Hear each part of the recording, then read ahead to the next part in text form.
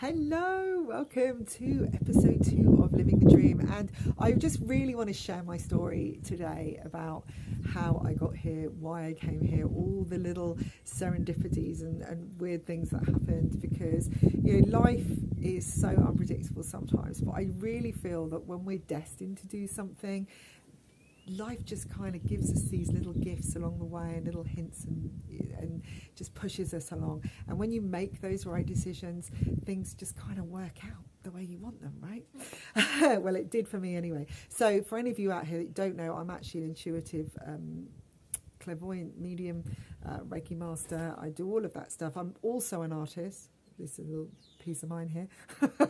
When I go a bit crazy, I just start painting everything. So beware, I'll be coming and painting your house soon. So my journey is different to anyone else's, and I was really guided to come here, although it's been my dream for a long time.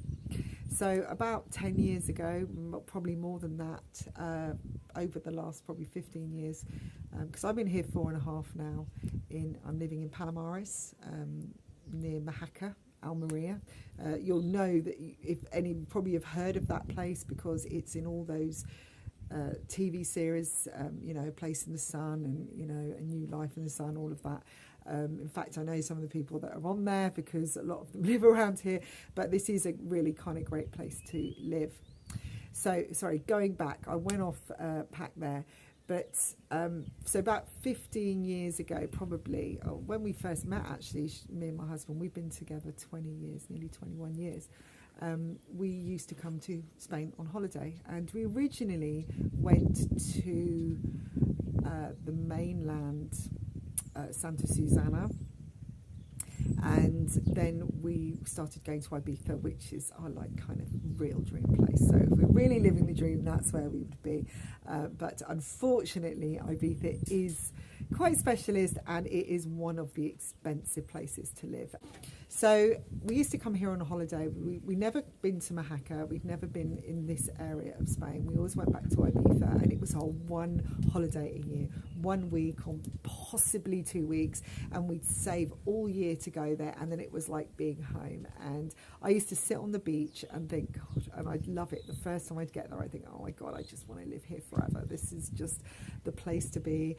And I would just get all my ideas there. I was always really creative. I mean, I always am when I go away. I'm sure some of you who are creative out there are exactly the same. And I would kind of rejuvenate and come back, and we used to talk about living there, and we'd look at all the houses. And then I think just before we did move over here a couple of years, we actually did go to an estate agent in Ibiza, and were horrified at how much the rents were, because it was obviously much more than they were in England, which is just kind of telling you how high they are, although I think they probably match England now after Brexit. So anyway, we kept saying to ourselves, we're going to wait because, our parents are still alive, and, once they're gone, anything that's left, we could use that and we could buy a place, and that would be our thing, and then we could retire here. Now, we don't have children. Unfortunately, we weren't blessed with them. We went through a huge journey and process with adoption, IVF, surrogacy, you name it, we did it. And because of the lack of support that we had from people close to us, it became our trigger to come in the end. It kind of gave us the decision, and we just had enough. But it wasn't the only reason. Where we lived is a very small town in Devon. Originally, my husband's from Essex, but we moved to Devon because that's where I came from, and I felt at that point there was going to be, it was better to go. It was just a better move, and my stepfather at the time was quite ill, so it was just the right time. Again, it was like an epiphany. I just went, should we just go? Yeah, this is how we kind of work, me and my husband. We kind of think about it a long time, or we talk about it, and then suddenly it's like, yeah, let's just go. And although he says he's not intuitive, I know he is. So anyway, what we decided to do was leave it, and then all of a sudden we just had enough.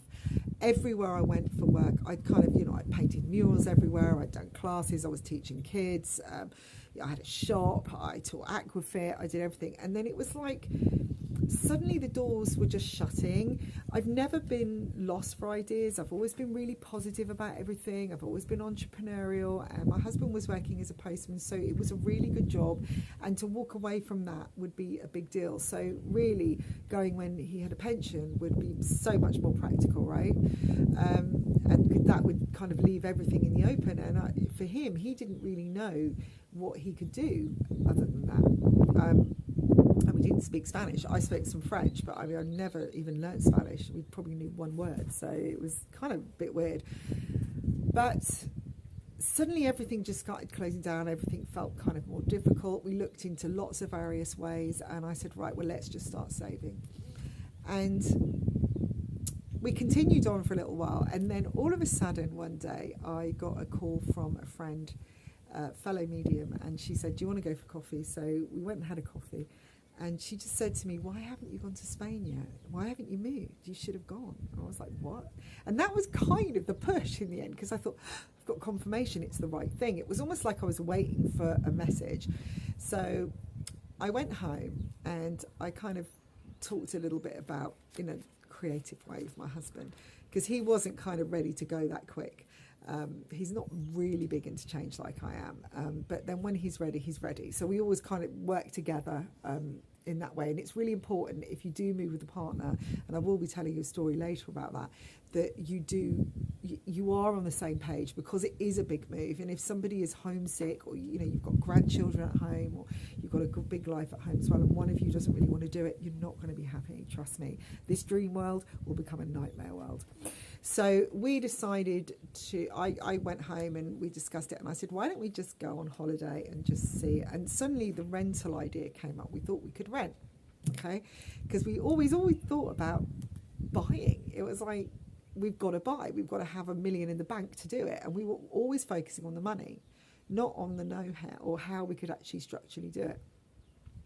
So we kind of worked out we needed around this amount of money. First of all, we were thinking, we've got to have 10 grand in the bank. We've got to do this, we've got to do that.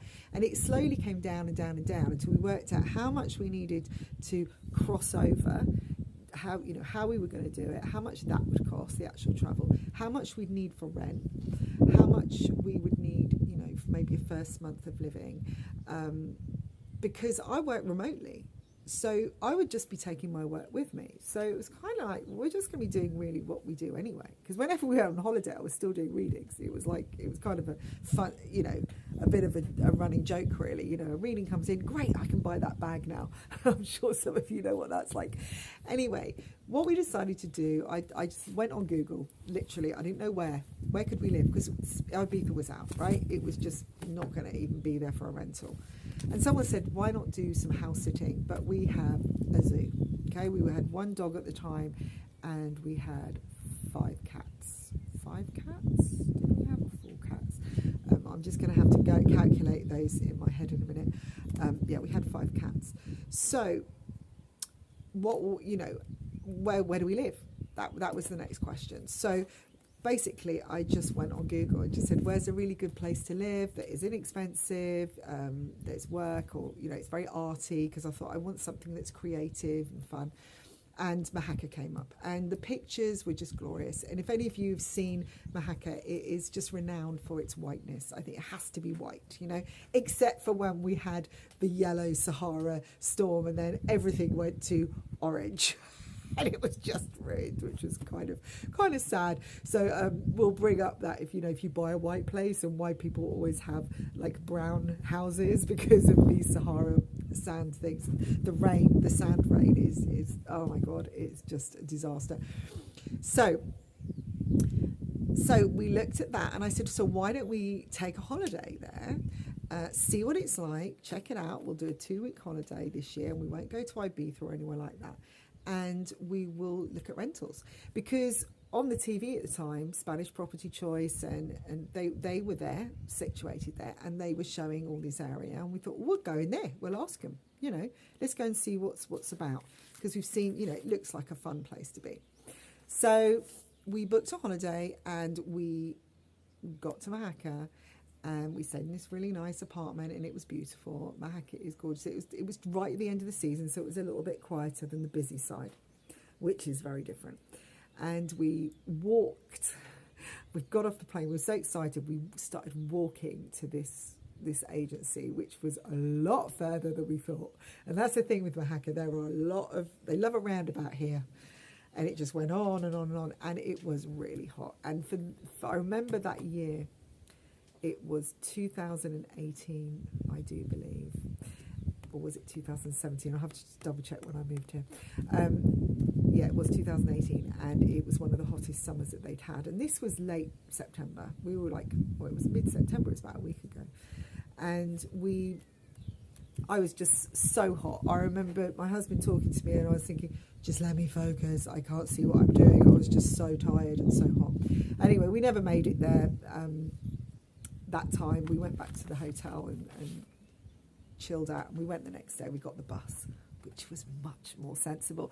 And incidentally, there is a bus that runs all the way up to Vera Playa, nearly to where we live, but it kind of cuts off, which is a bit sad. But it's a very easy bus, and it's really inexpensive, and it just runs straight along the coast, which is great. So we took that, but we had to walk from where the bus was, and we walked into this village. We went to the agency, and he said, look, we've got a few places, and so I'll take you there.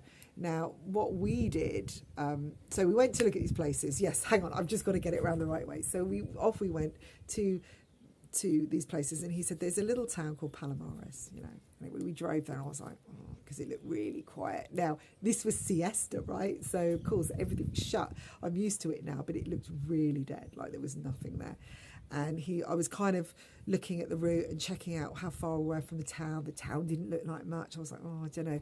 Anyway, we looked at this little apartment, and I say little, but actually it was pretty big, right? We're looking at just under 300 a month. This was, I think it was like something like 297 or something. I don't know if that was English or euros. It was something like that. 2 bedrooms, 2 bathrooms. One had a shower, one had a bath as well. A great big open planned front room, tiny wee little kitchenette in the corner, but it was open plan, and a little balcony in a complex with a swimming pool. Perfect. And I really liked it because it was white, the outside. We looked at another one, which actually I preferred the apartment inside, but I didn't like where it was. Now I know, and I know the complex, I think I would have preferred the other one. But anyway, we decided to think about it. We went back to our little hotel, and then we traipsed up here one day. And I want to tell you a story because this was hilarious. And for anybody that asks if you're an English person and you like tea with milk, this is a big thing you need to remember. If you go to a tourist place, they will understand English tea with milk, right? Anywhere in Oaxaca, the big touristy areas. But if you come to a little village, they don't get it. Sometimes you get green tea, not black tea. So you kind of have to ask for English tea or black tea. And what they do is they pour the milk in sometimes. Sometimes they put hot milk in, and they just put it all in together without taking the tea bag out. But this occasion, we walked all the way from the bus stop in this raging heat and found this little bar, which was a really typical Spanish bar in this village. One we don't actually frequent that much, but I will take you around the village and I'll show you.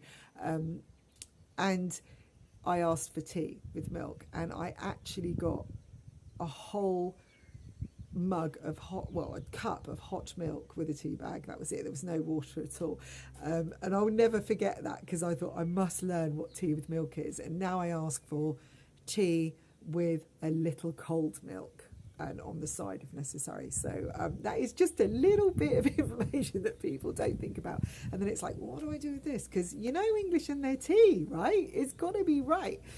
So anyway, we went back to our hotel, and then we found we found something else online, which was a private, cute little place. I really liked it, but he didn't want to do it long term. It was only going to be short term, which was a real shame, even if we paid more. And funnily enough, that did come up again for rent later. But he was so adamant that he wanted extra and he didn't want to lose out on that tourist trade. But little did he know that COVID hit and he lost it all. So maybe he should have took himself on his offer, right? Anyhow, he ended up selling it. But so we ended up going with this place in Palomares. And although I decided I was the one pushing forwards to do this move, I had such nightmares about it, and then my husband was absolutely fine about it, and I was like, oh no, and I was lying in bed thinking, what happens, if something goes wrong, and all that feeling of being in your own country creeps over you. So be ready for that, because it's terrifying. I was just so excited and I was so raring to go, and then suddenly it was real, it hit, and it was like, oh my goodness, what am I going to do? Am I making the right move? But I kind of got over it. I think it was just the change, right? Worked through it. We went and we put a deposit down on this place, saying to ourselves, to move in 6 months, we gave ourselves 6 months. If we decided that it wasn't right and we couldn't do it, we'd only lost a couple of £100, right? So we hadn't put down on a house, a massive £3,000 holding deposit, or paid for a house and then realised it was wrong. We just knew that was it. We didn't have to pay anything till we got there, anything extra. But that would give us the motivation to do it. So we were taking action to do it. And it was exciting. It was like a new adventure. So we went home, and the biggest issue was my husband's work. And we were saying, right, we need to save this amount. And we had a little pot that we put money in, which was going to be our road trip money, which was really cool. We spent time getting rid of everything, just downsizing everything. We didn't have a lot anyway, but we thought we'll just get what we can for everything. And we looked at, we were only going to take a car. The first thing we had to look at was the animals, which is I'm going to do in a separate episode. But we basically took that 6 months, and he only had to give a couple of weeks' notice. And we thought by a couple of weeks or a month even, we knew if we were ready to do it, because we'd have to give a month's notice for our rent as well. So we worked backwards. And that's what I would say to everybody. If you're going to do this, start at the very end and then give yourself an appropriate amount of time to work backwards with your move of how much you've got to do. Don't kind of think, I'm going to do it all, and then you're just rushing in and you're just throwing all your energy anywhere. We had a place first, so we had a date, we had a time. Then I looked at all the factors that I needed to put in place. So we had to think about the ferry crossing, which we didn't do because I'm no good on boats, and I'm really glad we took the tunnel. And we had a wonderful drive down France, which was so amazing, which I will tell you about. And that was important. We had to consider, obviously, giving notice. So I had dates to give notice, and I will put a little planner with this that you can download if you're thinking of doing this the way that we did. But the first thing was really important was the animals, because the animals had to have injections, they had to have passports, and also how many could you take. Now that was a huge thing that we had to deal with, but I will tell you about that in another episode. But for now, that's how we did it. In that 6 months, we packed everything up, everything was timed perfectly, and because it was the right thing to do, and we just let go, and we did it with such joy. At that last minute, we wanted a certain amount to go with, and we kind of had that. Somehow the universe provided the night before we went. That is how amazing it was. And we packed the car up, and I just remember throwing a last load of toilet roll to the kiosk on the beach and saying, do you want toilet roll? That was a thing that came up. Everyone would have wanted that toilet roll. I should have held on to it, right, with COVID. But anyway, we just drove, and we had the best time. We stopped in London first at my mother-in-law's, then we got the early